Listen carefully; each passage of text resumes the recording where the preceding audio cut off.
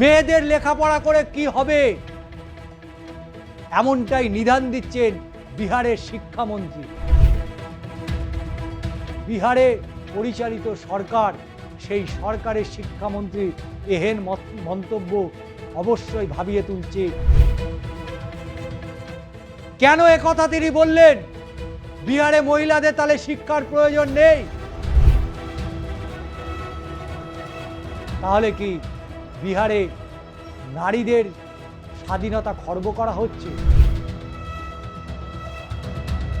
এমন কি শিক্ষামন্ত্রীকে দায়িত্ব দেওয়া হলো, যিনি শিক্ষার আলো দেখানোর আগে অন্ধকারে ডুবিয়ে দিতে চাইছে? প্রধানমন্ত্রী বলছেন বেটি বাঁচাও বেটি পড়াও। কেন্দ্রীয় শিক্ষা মিশন তারা বরাবরই বিভিন্ন রাজ্যের শিক্ষা নিয়ে অবশ্যই তারা বেশ মাথা ঘামায়। রাজ্যের শিক্ষা পরিকাঠামো একেবারেই ভেঙে পড়েছে। নতুন সরকার অবশ্যই শিক্ষার পরিকাঠামোকে আরও বিস্তরিত বাড়াবে। মেয়েদের লেখাপড়া করে হবেটা কি? ঘরবন্দি থাকার পরামর্শ দিলেন বিহারের শিক্ষামন্ত্রী। বেটি বাঁচাও বেটি পড়াও এর মাধ্যমে নারী শিক্ষা ও মহিলাদের ক্ষমতায়নের পক্ষে সরব কেন্দ্রের নরেন্দ্র মোদী সরকার। তবে মোদী সরকারের নারী শিক্ষায় জোর দিলেও এনডিএ শাসিত বিহারের শিক্ষামন্ত্রী চান না মহিলা পড়াশোনা করুক। তীব্র আলোড়ন ফেলেছে এই বক্তব্যে। মেয়েদের লেখাপড়া করে কি হবে, এমনটাই নিদান দিচ্ছেন বিহারের শিক্ষামন্ত্রী। বিহারের শিক্ষামন্ত্রী মিথিলেশ তিওয়ারি বেটি বাঁচাও থেকে বেটি পড়াওয়ের মাধ্যমে নারী শিক্ষা এবং মহিলাদের ক্ষমতায়নের বারবার জোর দিলেও এনডিএ শাসিত বিহার চাইছে মহিলাদের পড়াশোনা করার কি দরকার রয়েছে। সাম্প্রতি সংবাদ মাধ্যমের মুখোমুখি হয়ে যে স্পষ্ট ভাষায় জানিয়ে দিলেন বিজেপির মন্ত্রী মিথিলেশ তিওয়ারি, তার স্পষ্ট মত বাড়ির কাজে সাহায্য করুক তারা। মিথিলেশের বক্তব্য সামনে আসতে বিতর্ক চরম আকার নিয়েছে। বিহারে সাম্প্রতিক নির্বাচন হয়েছে, পালাবদল হয়নি। বিহারের মন্ত্রিসভায় রদবদলের পর সদ্য মন্ত্রী হয়েছেন গোপালগঞ্জ জেলার বৈকুণ্ঠপুর কেন্দ্রের বিজেপি বিধায়ক মিথিলেশ। সাম্প্রতিক সংবাদ মাধ্যমে দেওয়া সাক্ষাৎকারে তিনি বলেন, মেয়েদের পড়াশোনা করার কোনো প্রয়োজন নেই, তাদের চার দেওয়ালের মধ্যে থেকে বাড়ির কাজে সাহায্য করা উচিত। প্রতিবাদ জনসমাগমে তাদের থাকা উচিত নয়। এরপরেই বলেন, এত লেখাপড়া করার কি প্রয়োজন? আমাদের ঘরের মেয়েরা আমাদের শক্তি, আমাদের সমৃদ্ধির ভিত্তি, ওদের রাস্তায় নামার কি প্রয়োজন? তাহলে লোকসভায় এত মহিলা সাংসদ কিভাবে হলো, যেখানে প্রধানমন্ত্রী নরেন্দ্র মোদী নারী শক্তি বৃদ্ধির জন্য লড়ছেন? তবে মন্ত্রী স্পষ্ট মত, মেয়েদের লেখাপড়ার কোনো দরকার নেই। কেন একথা তিনি বললেন? বিহারে মহিলাদের তাহলে শিক্ষার প্রয়োজন নেই? মন্ত্রী এর মন্তব্যে পাল্টা বলে ফেলেছেন মেয়েদের লেখাপড়া করার অধিকার রয়েছে। উত্তরে মিথিলেশ জানায়, আপনারা আপনাদের অধিকার এমনিতেই পাবেন। তবে মজার ব্যাপার হলো কি জানেন?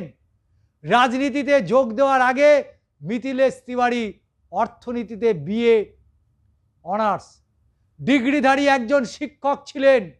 দীর্ঘ সময় ধরে পাটনাতে একটি কোচিং সেন্টারও চালাতেন তিনি। আর তার মুখে নারী শিক্ষা বিরোধী মন্তব্যে স্বাভাবিকভাবেই বিতর্কের জন্ম নিয়েছে। তবে এখানেই শেষ নয়। সোশ্যাল মিডিয়ায় এই ভিডিও ছড়িয়ে পড়ার পর নেটিজেনরাও নিন্দায় সরব হয়েছেন। এর মধ্যে কেউ কেউ লিখেছেন, সংবিধানের 21 নম্বর ধারায় বলা হয়েছে 6 থেকে 14 বছরের বয়সী সকলকে বিনামূল্যে পড়াশোনার অধিকার দিতে হবে। দরিদ্র, জাত, ধর্ম, লিঙ্গ নির্বিশেষে কেউ যেন শিক্ষার আলো থেকে বঞ্চিত না হয়। তবে কেউ কেউ এটাও বলছেন মন্ত্রীর বক্তব্যকে ভুল ব্যাখ্যা করা হচ্ছে। একেবারেই ভুল ব্যাখ্যা নয়। তিনি কিভাবে এই মন্তব্য করলেন?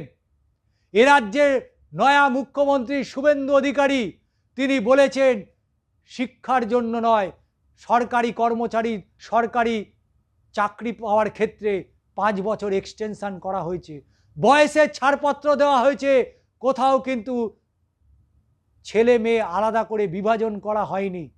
কিন্তু বিহারে এটা কেন করা হলো?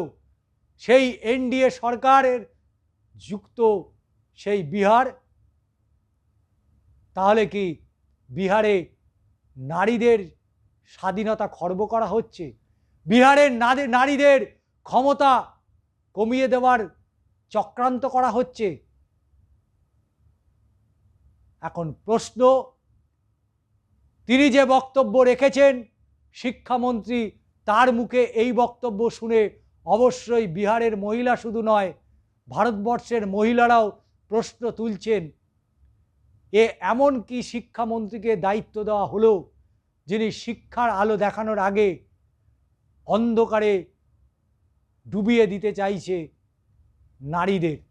নারী শিক্ষা, নারীর ক্ষমতায়নের কথা বারবার প্রধানমন্ত্রী বললেও তার যে বিহারে পরিচালিত সরকার, সেই সরকারের শিক্ষামন্ত্রী এহেন মন্তব্য অবশ্যই ভাবিয়ে তুলছে বিহারের নারী সমাজকে। এবং তারা বিহারে এবারে বিপুল পরিমাণে ভোট দিয়েছিল বিজেপি, এবং অবশ্যই নীতিশ কুমার, তারা মনে করছেন তাদের সেই একটা ভোট বিফলে গেল, যে কারণে আজকে তাদের এটা শুনতে হলো। এর জবাব অবশ্যই দেবে বিহারের নারীরা শুধু নয়, ভারতবর্ষের নারীরা। বিহারের শিক্ষামন্ত্রী যদি এই মন্তব্য উইথড্র না করেন, তাহলে বিহারের মহিলারা যে রুখে দাঁড়াবেন তা আর বলার অপেক্ষা রাখছে না। আজকের দাদা দিদির রাজনীতির প্ল্যাটফর্মে অ্যাকশন রিয়াকশন আপনাদের কেমন লাগলো অবশ্যই জানাবেন।